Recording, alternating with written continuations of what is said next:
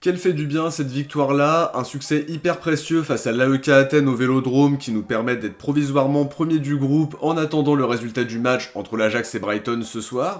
Une victoire 3-1 avec un grand Vitinha et globalement avec un système en 4-3-3 qui a très bien fonctionné. On va revenir là-dessus dans le débrief avec d'abord le résumé du match, puis l'analyse individuelle avec mes tops et mes flops et les notes des joueurs. Comme d'habitude, n'hésitez pas à me donner vos tops et vos flops en commentaire et votre ressenti après cette victoire ô combien importante. Dites-moi si ça vous rassure pour la suite ou si à l'inverse vous avez encore des doutes. On commence comme d'habitude par un petit point rapide sur la compo marseillaise. Gattuso a décidé de mettre en place son 4-3-3, quelques changements par rapport au dernier match. Ruben Blanco qui est titulaire après la blessure de Pau Lopez. Kondogbia qui retrouve une place de titulaire pour la première fois depuis le match face à l'Ajax. En défense, Gattuso maintient Klose et Lodi sur les côtés sans trop de surprise et aussi le duo Bemba-Balerdi malgré le retour de Gigot dans le groupe qui est probablement trop juste pour reprendre, mais on le verra peut-être face à Lyon. Pour accompagner Kondogbia au milieu, Rongier est associé à Verretou, avec devant eux un trio Ndiaye à gauche, Harit à droite et Vitinha dans l'axe. C'est la surprise de cette compo parce qu'il n'avait joué que 46 minutes avant ça depuis que Gattuso est là, et Aubameyang lui était constamment préféré, donc cette fois il avait vraiment une chance à saisir. On passe au résumé de la rencontre, et pour rentrer dans l'analyse, c'était une première mi-temps réussie côté marseillais. On a su se procurer pas mal d'occasions, avec comme souvent sur les derniers matchs, un jeu qui penche beaucoup à droite. On a vu de bonnes choses sur le plan offensif, même si le début de match était quand même assez brouillon dans l'aspect technique, et ça des deux côtés. Je trouve qu'on est bien entré dans notre match avec de l'intensité, de l'envie. On a montré beaucoup de combativité avec un pressing qu'on a su tenir pendant toute la première mi-temps, avec Vitinha comme premier défenseur qui n'a pas lésiné sur les efforts, Kondogbia ou Verretou qui pressait haut, des permutations entre Rongier et Kondogbia au poste de sentinelle, les ailiers qui font constamment les efforts défensifs et un quatuor défensif vigilant. On les a vraiment pas laissés dans le confort, ils n'ont pas cadré le moindre tir pendant la première période, ils n'ont pas été très en vue offensivement malgré quelques tentatives d'attaquer par le côté gauche avec Sidibé et Amrabat. Ils ont eu une grosse occasion avec la tête de Moukoudi qui n'est certes pas cadré mais c'était quand même dangereux sur coup de pied arrêté, et évidemment ce qui était le gros avertissement de cette première mi-temps globalement maîtrisée par l'OM, la magnifique combinaison de l'AEK et le but refusé pour un hors-jeu de Vida. Les défenseurs l'ont d'ailleurs parfaitement mis hors-jeu et ça a semble-t-il été beaucoup travaillé avec Gattuso. Ça n'empêche que c'était une grosse alerte et ça aurait jeté un gros coup de froid sur notre première mi-temps qui a été globalement maîtrisée comme on l'a dit. On a eu des occasions, on aurait pu ouvrir le score plus tôt parce qu'Iliman Ndiaye a deux grosses situations. Ça n'empêche que le but de Vitinha est vraiment bien construit, Ndiaye qui trouve parfaitement Klose dans la profondeur avec une passe magnifique, le centre est parfait et Vitinha gère vraiment bien son duel. C'est une action vraiment réussie et ça fait plaisir de voir des mouvements comme celui-là, Ndiaye qui est passeur clé, Klose qui est à nouveau décisif et Vitinha qui ne tremble pas à la finition. En tout cas j'ai beaucoup aimé l'intensité qui a été mise, je trouve que Gattuso a vraiment bien analysé l'AEK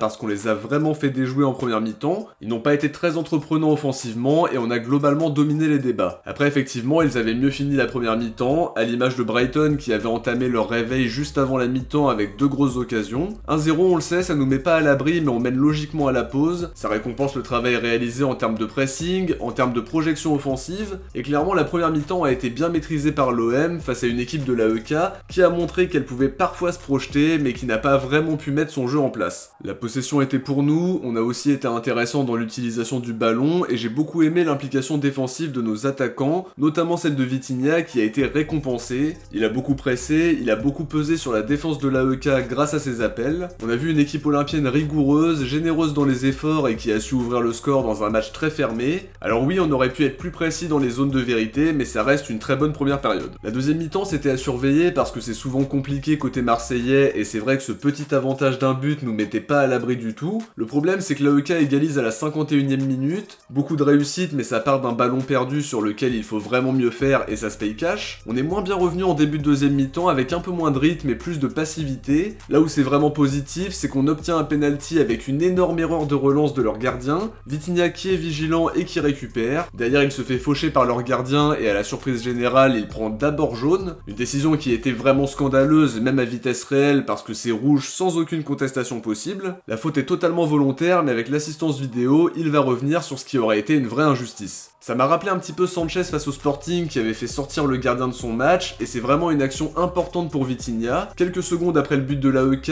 passer à 10 contre 11, ça change énormément de choses dans un match, et ça vient récompenser tout le pressing que Vitinha a exercé depuis le début de match. Derrière, Harit frappe parfaitement le penalty, tout en maîtrise pour prendre le gardien à contre-pied. Ça nous remet tout de suite dedans après avoir pris un but hyper brouillon avec beaucoup de passivité. On reprend l'avantage, et à partir de là, on est en supériorité numérique, donc ça change pas mal de choses. Il y a une magnifique séquence avec Kondogbia qui trouve Lodi dans la surface, contrôle poitrine à l'expérience pour obtenir le penalty avec Amrabat qui arrive beaucoup trop vite.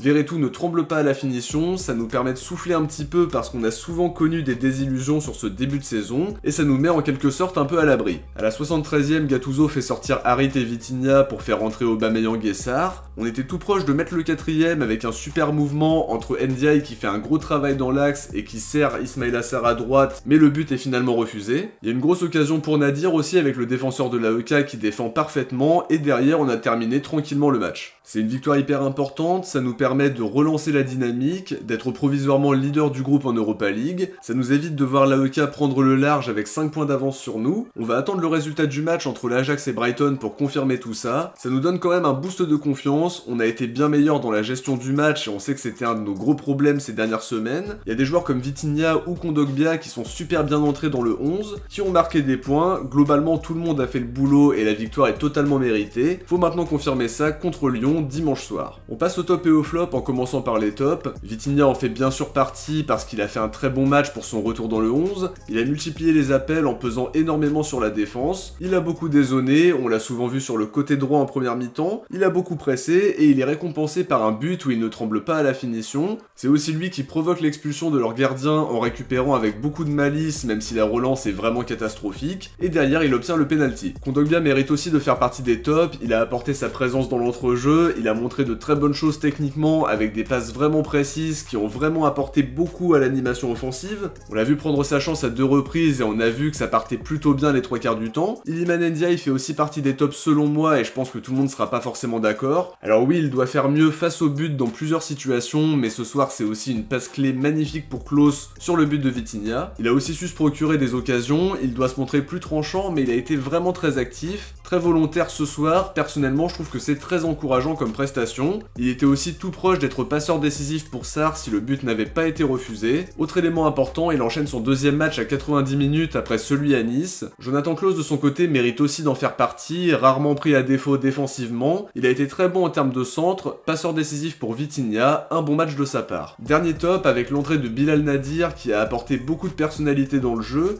Il n'a pas hésité à prendre sa chance, à proposer des solutions, à tenter de combiner avec ses coéquipiers, et il était à 2 doigts de pouvoir marquer son premier but sous le maillot olympien, mais le défenseur de l'AEK défend super bien. Côté flop, j'ai pas vraiment envie d'en citer, Balerdi et Bemba ont été en difficulté chacun à leur tour sur certaines situations, mais je pense pas qu'on puisse aller jusqu'à les qualifier de flop parce qu'ils ont aussi montré de bonnes choses à côté. On enchaîne avec les notes, 5 pour Ruben Blanco qui a vécu une première mi-temps plutôt tranquille, sachant que l'AEK n'a cadré aucune frappe dans les 45 premières. Je l'ai pas trouvé top à la relance par contre, mais ça a été sans grande conséquence. Après, il est totalement battu sur le but de l'AEK qui fait suite à un cafouillage. En toute fin de match, en revanche, il fait le boulot pour qu'on reste à 3-1, donc c'est plutôt positif. 7 pour Klose qui a été vigilant derrière, pas souvent pris à défaut, il est passeur décisif avec un centre parfait pour Vitinha, il confirme sa bonne forme du moment. 5 pour Bemba qui a été plutôt sobre défensivement sur la première période, il a globalement réussi ce qu'il a entrepris. En deuxième mi-temps par contre il commence par une superbe intervention, mais sa tête ratée nous coûte le but de l'AEK, en dehors de ça je l'ai trouvé correct. 5 pour Balerdi qui a souvent été limite en première mi-temps, il offre 2 coups francs dangereux à l'AEK,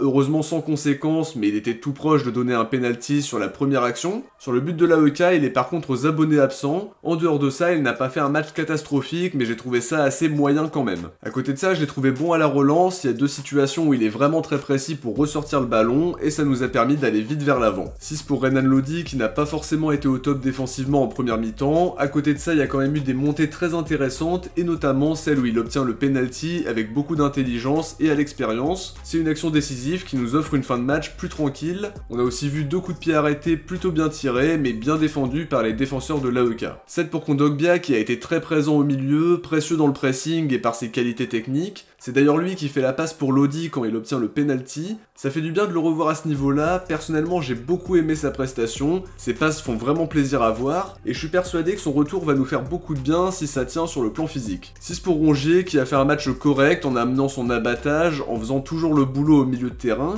Il aurait pu se projeter un petit peu plus et prendre un peu plus de risques dans ses passes, mais il a fait du bien dans le pressing, dans l'envie, dans l'intensité, avec des permutations avec Kondogbia pour passer en sentinelle sur certaines séquences. 6 pour Verretou qu'on n'a pas forcément beaucoup vu en première période, son positionnement était compliqué à cerner mais c'était mieux en deuxième, il ne tremble pas pour le penalty et je pense qu'il peut être très intéressant en étant positionné plus haut dans ce trio offensif avec la possibilité de se projeter. 6,5 pour Iliman Ndiaye, alors oui il y a du déchet à la finition mais je l'ai trouvé très précieux devant, il s'est procuré des situations, il est passeur clé sur le but de Vitinha, il était tout proche d'être passeur décisif pour Sarr, alors oui tout n'était pas parfait mais il a vraiment impulsé quelque chose ce soir. 6 pour Harit qui a fait un match intéressant, rien de vraiment transcendant non plus, mais il transforme le penalty avec assurance, et il continue d'augmenter son total d'actions décisives en Coupe d'Europe. 8 pour Vitinha qui a vraiment fait un excellent match, dans ses appels, dans le pressing, c'est lui qui provoque le penalty du 2-1, il est buteur, et j'ai vraiment aimé ce qu'il a proposé, il justifie sa titularisation, et on demandait beaucoup à le voir jouer ses derniers matchs, et c'est un match pour le coup qui va lui faire beaucoup de bien en termes de confiance. Pas de notes pour les entrants, Murillo et Meite n'ont joué que quelques minutes, en revanche j'ai adoré l'entrée de Nadir qui a été très volontaire et vraiment c'est très prometteur de voir un joueur entrer avec autant d'envie, avec autant de justesse technique, j'ai vraiment hâte de le voir plus souvent sur le terrain. J'ai aussi aimé l'entrée d'Ismail Assar qui a été très volontaire, qui était tout proche d'être buteur avant d'être signalé hors jeu, je trouve qu'il est très bien entré dans le match, même chose pour Aubameyang qui a tout de suite tenté sa chance avec une frappe puissante. Avant de se quitter on va découvrir qui vous aviez élu comme Marseillais du match Nice-OM, vous avez été 47% à voter pour aucun, en deuxième place on retrouve Amin Harit qui a été récompensé pour sa très bonne première période, même si après il a été un petit peu moins impactant en deuxième, et pour fermer le podium, c'est Valentin Rongier qui termine 3ème avec 11%. Le sondage pour OM AEK est maintenant disponible dans l'onglet communauté, n'hésitez pas à aller voter parmi les 5 propositions, on découvrira le résultat dans le prochain débrief, c'est-à-dire dimanche soir après OM Lyon. De notre côté, on arrive à la fin de cette analyse, j'espère qu'elle vous a plu, et comme d'habitude si c'est le cas, n'oubliez pas de laisser un petit pouce bleu pour le soutien. Je vous invite aussi à vous abonner en activant la cloche pour ne rien louper de l'actualité de l'OM. Si vous avez regardé la vidéo jusqu'au bout, écrivez victoire en commentaire. De mon côté, je vous dis à très vite pour une prochaine vidéo qui sera très probablement l'avant-match d'OM Lyon. Ciao, portez-vous bien et surtout allez l'OM.